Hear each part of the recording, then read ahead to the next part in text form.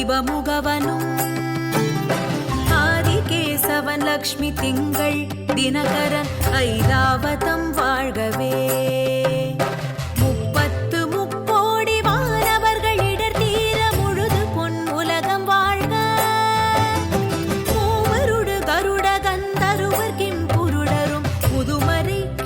வாழ்க செப்பரிய இந்திரன் தேவி ஐராணி தன் திருமங்கலம் வாழ்கவே.